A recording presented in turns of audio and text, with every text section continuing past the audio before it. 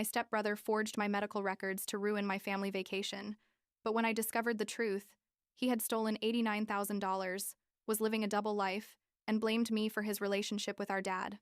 He got sentenced to 5 years in prison. I'm 23 years old, studying medicine, and I never thought I'd have to tell a story like this about my brother. Well, my stepbrother, technically, but the truth is I considered him my real brother until all this happened. His name is Jason. He's the same age as me, and he basically destroyed our family with a series of lies so elaborate that I still can't believe it was all real. I guess I should start from the beginning. When my mom married his dad, my stepdad, who is now legally my dad because he adopted me after my mom died, my mom divorced my biological father when I was like 8 years old. I don't remember much about that, to be honest, just that it was kind of an ugly process and that my mom got full custody of me. She met my stepdad. Let's call him Dad, because that's what I call him now. When I was 10 years old. He's a doctor, works at a big city hospital, and from the first moment he was incredibly kind to me. He never tried to replace my biological father or anything like that, but he was always there when I needed him, you know? Jason was 10 years old too. We were almost exactly the same age. He's 3 months older than me. At first we got along well, like we were kids, and we played together, did homework together, normal sibling stuff. What happened next was a tragedy that changed everything. My mom started feeling sick when I was 13, extreme fatigue, pain, things that at first seemed normal but kept getting worse. When she finally went to the doctor, you know what's coming? They diagnosed her with stage 4 cancer. It was devastating. I mean, literally our world collapsed in a matter of seconds. My dad, being a doctor, knew exactly what that diagnosis meant, and I could see on his face that he was destroyed, but trying to stay strong for me. My mom fought for 2 years. They were 2 horrible years of chemotherapy, hospitals, watching her deteriorate little by little. Jason and I supported each other a lot during that time. Honestly, he was also suffering, watching his dad suffer, and I was losing my mom. She died when I was 15 years old. And honestly, I don't know how I would have survived that moment without my dad. He did something amazing after my mom died. He sat me down one day, like 6 months after the funeral, and told me he wanted to officially adopt me. He explained that I would always be his daughter regardless of the paperwork, but that he wanted it to be official, that he wanted me to have his last name if I wanted, that he wanted me to know I would never be alone. I cried like never before that day, and obviously I said yes. The process took a while, but when I was 16, the adoption was finalized, and legally, he was my dad. Jason seemed to be okay with all of this, or at least that's what I thought. He never showed signs of being upset or jealous. We remained close as siblings. The high school years were pretty normal considering everything we'd been through. Jason and I went to the same school. We had some friends in common. We did things together on weekends. I was always a good student. I really liked biology and chemistry. And I think seeing my mom sick and seeing my dad work as a doctor inspired me to want to study medicine. Jason was more into hanging out with friends, going out. He didn't do badly in school, but it wasn't his priority either. You know what I mean? I spent my time studying for college entrance exams and specifically for medical school, while he was more relaxed about the whole thing. Looking back, I should have noticed some weird things. Like Jason started coming home late more often. Sometimes he smelled strange, like cigarettes or something, but I was so focused on my studies that I didn't pay much attention to it. When it came time for the medical school entrance exams, I was super nervous. I had literally studied for 2 years for this. Jason also applied for medical school, said he wanted to be like his dad, and my dad was happy that we both wanted to pursue careers in healthcare. We took the exams on the same day, in different rooms, obviously. And then it was the torture of waiting for the results for like a month. When the results finally came, I passed on my first try. They accepted me to a really good university with a partial scholarship even. I was euphoric. My dad was so proud. We had a special dinner to celebrate.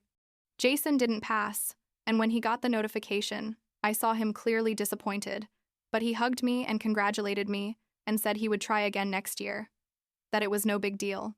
My dad consoled him and told him not everyone passes on the first try, that he could take a year to study more and try again. The thing is, Jason never tried again. Well, that's what we thought at the time, but now I know he never intended to. What happened was that he enrolled in a regular university to study something business-related, I think, and supposedly started his classes. I started medical school and it was intense from day one. We were days I got home at 11 at night after being at the hospital or in the lab all day. Jason also left early and came back late, and we assumed he was busy with his classes. Everything seemed normal on the surface. Fast forward like 2 years. I was 21 years old, and in my third year of medical school, Jason was supposedly in his third year too of his degree. That's when my dad decided we needed a family vacation, that we'd been through a lot in recent years and deserved a break. He proposed going to Cambodia, like a 2-week trip during the summer, see ancient temples, beaches, that whole vibe. I was excited. I'd never been out of the country, and it sounded amazing. Jason also seemed enthusiastic, and my dad started planning everything, booking hotels, buying tickets, all the logistics. Then something super weird happened. Like a week before the trip, Jason came home with some medical documents, like lab reports and tests, and told my dad he needed to show him something important. I was in my room studying, but I heard when Jason called my dad to his home office. After like 20 minutes, my dad came up to my room with a face I'd never seen on him, like worried but also confused, and told me we needed to talk. He sat me down on my bed and showed me the reports Jason had given him. And basically they said I had a dangerous heart condition, like something congenital that had never been diagnosed before, and that traveling by plane or doing intense physical activities could be extremely risky for me. I was completely in shock because, I'd never had any heart problems in my life. I'd never felt sick. Nothing. I told my dad that didn't make sense, that I felt perfectly fine, but he showed me the reports and supposedly they were from a hospital where I had gone for routine checkups like 2 months ago, which was true.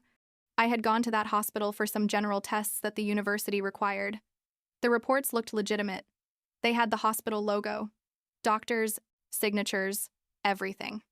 My dad, being a doctor, obviously wanted to verify this immediately, but Jason had told him that the doctors recommended I not travel under any circumstances until they did more tests on me. The decision my dad made was to cancel my part of the trip. He told me that he and Jason would go alone because everything was already paid for and they couldn't get the money back, but that as soon as they returned, he would take me to specialists to do all the necessary tests. I was devastated, honestly. Like I had been waiting for this trip for months and now I couldn't go because of a condition I'd never heard of. But my dad was genuinely worried about my health, and I trusted him completely. So I agreed to stay. Jason looked kind of weird when they told him he'd be traveling alone with Dad, like not as excited as I expected, but I thought maybe he felt bad for me. They left for the trip and I stayed home those 2 weeks. Obviously, I couldn't stop thinking about the medical reports. Something didn't add up. I'm a medical student. I'm not an expert, but I know how to read basic lab results and cardiac studies, and when I reviewed the reports more carefully, I started noticing weird things. The values were too perfect to be real, like the ranges were exactly the upper limits of dangerous, and there were inconsistencies in the dates and study codes. Also, I remembered my visit to the hospital 2 months ago perfectly. They had done normal blood tests and a general physical exam, nothing heart-related. They hadn't even done an electrocardiogram on me. I decided to investigate on my own. I called the hospital where I'd supposedly had the tests done and asked to speak with the cardiology department. After explaining my situation and giving them my information, they told me there was no record of me visiting cardiology in the last 6 months, and that the study codes on my reports didn't match their current systems. Basically, they confirmed that those reports couldn't have come from their hospital. I froze. Literally felt like someone had thrown cold water on me. Someone had forged medical reports with my name? Who would do something like that and why? The only person who had brought those reports home was Jason. I didn't want to believe what I was thinking, but I decided to search his room, which I know is wrong, but I needed to know the truth. I waited until night, like 2 inches the morning, when I was sure no one was going to arrive, and went into his bedroom. Jason had always been kind of messy. He had papers everywhere, clothes thrown around, his laptop on the bed. I started going through his drawers, trying not to move things too much so he wouldn't notice someone had been there. In the third drawer of his desk, I found a folder with documents, and when I opened it, I almost fell backwards. There it was, printed. A draft of the fake medical reports with my name. There were like 3 different versions with slightly different values, as if he'd been testing which one looked more convincing. There were also notes in his handwriting about cardiac symptoms and medical terms. He'd clearly been researching to make the reports more credible. I was shaking, literally couldn't believe what I was seeing. My brother, the person I'd grown up with, had forged medical documents to exclude me from the family trip. Why? What did he gain from that? Did he hate me so much that he didn't want me to go on vacation with them? But that wasn't the worst part. Under that folder, there was a notebook, like a diary or something, and I couldn't resist the temptation to open it. The first pages were relatively normal, things about his day-to-day, complaints about teachers, that kind of thing. But as I went through it, the entries became more and more disturbing. Jason wrote about casinos, about sports betting, about debts he had with people he called lenders, but who were clearly loan sharks or something worse. There were specific amounts, like he owed $15,000 to one guy, $8,000 to another. The debts kept accumulating page after page. He also wrote about how he'd had to pawn things, jewelry from his late mom, who was Jason's biological mom, not my mom, a watch my dad had given him, his previous laptop.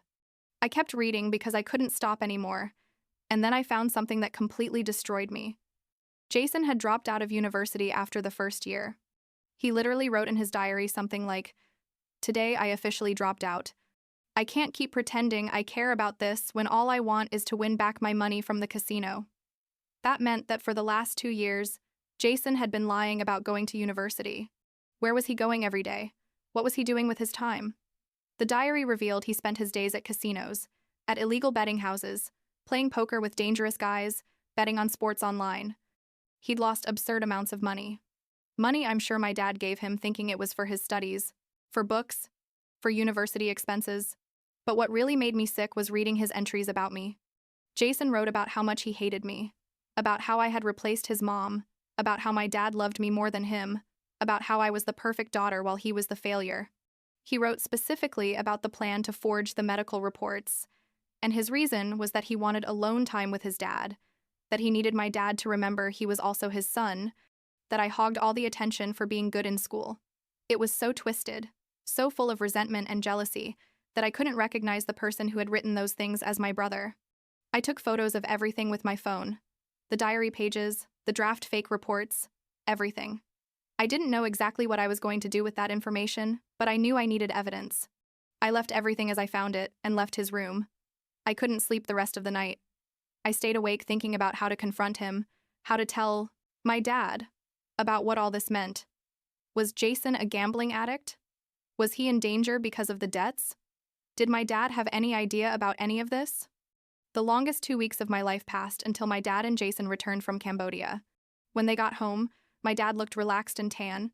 He hugged me and told me how much he'd missed me and that he was going to take me to the best cardiologists in the country to check my condition. Jason barely looked at me, like he said hi and went straight to his room. I told my dad we needed to talk, all three of us, that I had discovered something important about the medical reports. My dad got serious immediately and called Jason to come down. We sat in the living room. I had my phone in my hand with all the photos I'd taken, and I didn't know where to start. I finally told my dad that the reports were fake, that the hospital had no record of those tests, that someone had fabricated them. Jason went pale. Literally, I saw the blood drain from his face, but he tried to maintain his composure. My dad turned to look at him and asked him directly if he knew anything about this. Jason started stammering, like trying to make up an excuse, saying that maybe there had been an error at the hospital, that maybe the reports had been mixed up with another patient's. Then I took out my phone and showed my dad the photos of the drafts I'd found in Jason's room. The silence that followed was terrifying, like you could hear a pin drop. My dad looked at the photos, then at Jason, then at me, trying to process what he was seeing. He finally asked Jason in a voice I'd never heard from him, cold and controlled but with obvious underlying anger, if he had forged those documents. Jason tried to deny it at first, but when my dad told him he was going to call the police to report the fraud, Jason collapsed and admitted everything.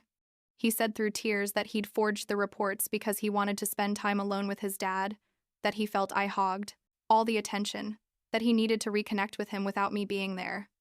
My dad was absolutely devastated. Like I could see him trying to stay calm, but his hands were shaking. He asked Jason how he could have done something like that, how he could have endangered my mental health, making me believe I had a serious heart condition, how he could have been so selfish and manipulative. Then I made the mistake of mentioning the diary. I told my dad there was more, that Jason had been lying about other things too, and I showed him the photos of the diary entries about the university and the debts. Jason jumped up from the couch like he'd been electrocuted and yelled at me, how dare I invade his privacy? That those things were personal. That I had no right to go through his stuff. I yelled back at him that he had no problem forging medical reports about me, so his privacy mattered pretty little to me at that moment. My dad made us both shut up and took my phone to see the photos. Himself. As he read, his expression went from shock to horror to deep sadness. When he finished, he asked Jason if it was true he'd dropped out of university, if he'd really been lying for 2 years about that. Jason couldn't deny anything anymore. The evidence was there in photos, so he just nodded and started sobbing. My dad asked him about the money, about the debts, about where he'd been going all those days he was supposedly going to classes. And that's when Jason finally told the whole truth. He admitted he had a gambling problem, that it had started in high school betting with friends but had escalated when he turned 18 and could go into casinos. He said he'd been going to casinos during the day, betting on sports online, playing poker at underground places, that the debts were real, that he owed money to dangerous people, that he was desperate. My dad asked him why he'd never told him anything, why he hadn't asked for help, and Jason just said he was afraid of disappointing to him. That after I passed the medical school exam on the first try, and he didn't. He felt he was already a failure and couldn't admit more mistakes. My dad was crying at this point, which I'd only seen once before when my mom died, and he told Jason he would have helped him with anything, that they could have worked together on his addiction, that he didn't understand why he'd chosen to lie and manipulate instead of being honest. Jason had no answers. He just kept crying and saying he was sorry over and over. Then I, in a moment of anger that I still don't know if it was good or bad, told Jason that I knew about his feelings toward me, that I'd read what he wrote about hating me and blaming me for everything. That's when Jason realized I knew everything. Not just about the fake reports or the university, but everything he'd written in his diary. All his resentment, all his plans, everything. He got up from the couch and ran out of the house, literally grabbed his car keys and left. My dad tried to follow him, but Jason had already started the car. We were left there in the living room. My dad and I, in absolute silence, processing what had just happened. My dad finally hugged me and apologized for not noticing what was happening, for not better protecting the relationship between Jason and me, for not seeing the signs of Jason's addiction. Jason didn't come back that night. My dad called him like 1,000 times, but he didn't answer. The next day, my dad received a text message from Jason saying he was staying with his maternal aunt, his late mom's sister, who lived like an hour away. My dad wanted to go get him, but Jason asked for time to think. Like 3 days passed, and my dad finally went to the aunt's house to talk to Jason. But when he arrived, the aunt told him Jason had left early that morning and had left a note saying he needed to sort out some things. What happened next was just horrible. The aunt called my dad 2 days later, completely hysterical, saying that her emergency box where she kept cash had disappeared. She had like $3,000 saved there for emergencies, and Jason was the only person who knew where she kept it. My dad was in shock. Couldn't believe Jason was capable of stealing from his own aunt. But there was more.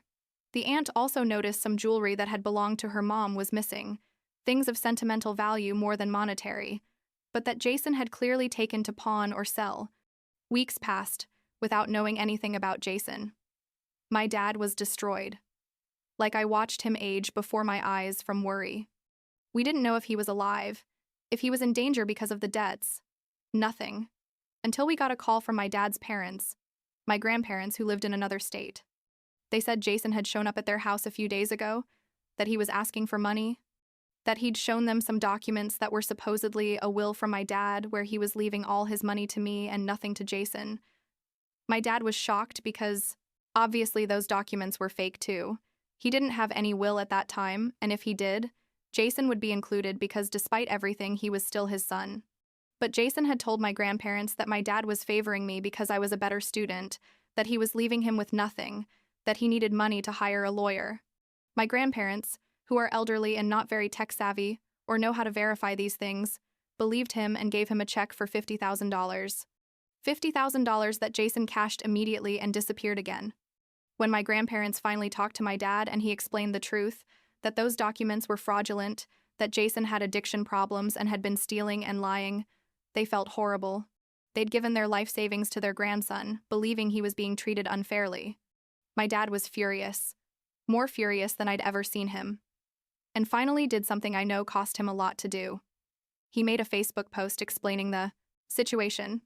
He didn't give all the details, of course, but basically posted that his son Jason had been manipulating family members, forging documents, and stealing money, and that anyone contacted by him should verify any story before giving money or help. It was brutal to see my dad have to publicly admit that his son was basically a con artist, but he felt it was necessary to protect other family members from being manipulated too. The response was immediate. Several cousins and uncles commented that Jason had contacted them too with different stories, asking for loans, making up emergencies. No one had given him money, fortunately, because they'd felt something didn't add up, but now they understood why. My dad also called the police and filed a formal complaint for theft, fraud, and document forgery against Jason. The aunt and grandparents also filed complaints. It was painful, like watching my dad have to report his own son to the police, but Jason had crossed too many lines. Like, 2 more months passed without news of Jason until the police called saying they'd arrested him. Not for our complaints, but because he'd tried to rob a house and the owner had caught him. Jason had given a false story to the police about who he was and why he was there, but eventually they identified him and saw there were pending complaints against him. Although that house robbery charge was eventually dropped because the owner decided not to press charges, our family's complaints moved forward. The case went to trial like 6 months later. My dad had to testify. The aunt had to testify. The grandparents had to testify. I also testified about the fake medical reports. It was horrible to see Jason sitting there with his public defender, looking gaunt and sick, while the whole family explained how he'd manipulated and robbed them. The prosecutor presented all the evidence: the drafts of the medical reports, photos of the diary, bank statements showing the grandparents' checks, the aunt's testimony about the stolen money. Jason was found guilty on all counts: fraud, theft, document forgery, and identity theft for creating medical documents with my name without permission. The sentence was 5 years in prison. 5 years. When the judge read the sentence, I saw my dad collapse in his seat. Even though Jason had done terrible things, he was still his son, and seeing him be sentenced to prison was devastating for him. After the sentencing, my dad asked to speak with Jason before they took him away. I was there too because I wanted to hear. Jason finally explained how it all started, how in high school he'd started betting small amounts with friends, how when he turned 18 and could go into casinos, things got out of control. He said the first time he won a large amount, like $2,000, he felt a euphoria he'd never felt before, and from then on he just chased that feeling. But obviously he lost more than he won. The debts accumulated. He started taking money from his plans, savings, then from the accounts my dad had opened for him for college. Then he started pawning things, then stealing. He said he hated what he'd become, that each lie led to another lie, that he felt trapped in a cycle he couldn't escape. About me specifically, he admitted he'd blamed me unfairly for his relationship with my dad, that his jealousy was irrational, and that I hadn't done anything wrong, and that all his anger toward me was really anger at himself for being a failure. My dad told him he still loved him, but that he needed to pay for his crimes, that he hoped he'd use the time in prison to work on his addiction and become a better person. Fast forward to now. It's been like 6 months since Jason went to prison. 2 weeks ago, I received a letter from him. A long handwritten letter. In it, he asked me for forgiveness for everything, for the fake reports, for hating me for no reason, for being so selfish and destructive. He said he was going to therapy in prison, that he'd started attending a 12-step program for gambling addicts, that he was finally facing his problems. He asked me if I could ever forgive him, not expecting it to be soon, just asking if it was possible. The truth is, I don't know how I feel about all this yet. Part of me is furious with Jason for everything he did, for how he destroyed our family, for how he especially hurt my dad, who was just trying to be a good father to both of us. But another part of me, the part that remembers the kid I grew up with, the brother who comforted me when my mom was sick, that part feels sadness more than anything. Sadness for how addiction can destroy a person, for how jealousy and resentment can become so toxic. I decided to visit him in prison last week. It was weird. Super weird. Seeing him there in the prison uniform, looking thinner and older than a 2-3-year-old should look. We talked for an hour. It was awkward at first, but eventually flowed more naturally. I told him I couldn't forgive him yet. That the pain was too fresh, but that I appreciated his apology and hoped he was really working on changing. I asked him if there was anything I could do for him, and he asked me if I could send him some books about addiction and some textbooks on basic subjects. Said he wanted to use the time to really educate himself this time. So, I guess here we are. My dad is still processing everything. He goes to therapy regularly to deal with the guilt of not seeing the signs and the sadness of having his son in prison. I finished my 3rd year of medical school with good grades despite all the drama, and I'm focusing on my future. I'm sending books to Jason like I promised. I don't know if that makes me foolish or compassionate. Probably a bit of both. I want to believe people can change. That 5 years can be enough for Jason to work on himself and come out a better person. But I also know that trust, once broken that completely, is almost impossible to rebuild. Only time will tell if we can ever, to be something resembling a family again, I guess.